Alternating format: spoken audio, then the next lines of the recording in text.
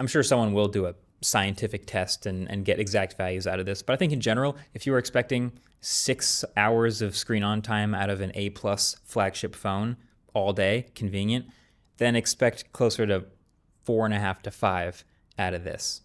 Not as hot. But all this sacrifice, of course, was made in the name of thinness and lightness, because that pesky graphite and copper that gives you incredible all-day battery life is also so thick and heavy, and if only you could just get rid of some of it, then you could have this stunningly thin piece of metal. And let me tell you, it is really thin and light. It's kind of crazy. I'm so sorry to say that there are a couple devices that have come out in the past couple years that are genuinely impressively thin and light, and they feel just kind of like this amazingly thin sheet of metal that happens to have a screen on it. Like the Galaxy Tab Ultra was one of those.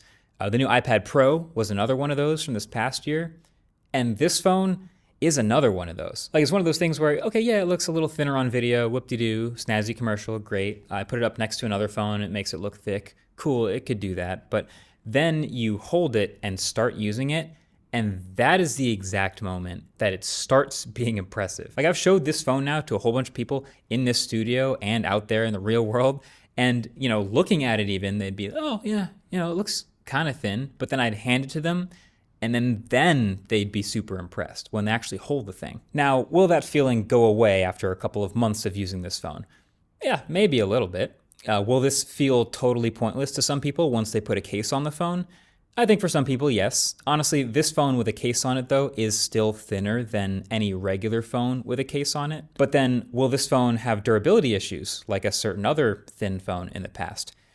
Well, I feel like if you're Samsung, there's no way you didn't consider that. And so this phone has Gorilla Glass Ceramic 2 and titanium for the frame. And so I feel like there's no chance they repeat the bending and pocket mistakes of the past, but only time will tell, I guess. I just can't get over the fact that it's holding the phone in person that has sold way more people than any video or photo comparison ever could, which I understand probably is extremely ironic considering I'm telling you this through a video and I can't hand you the phone, but you're just gonna have to trust me on this one.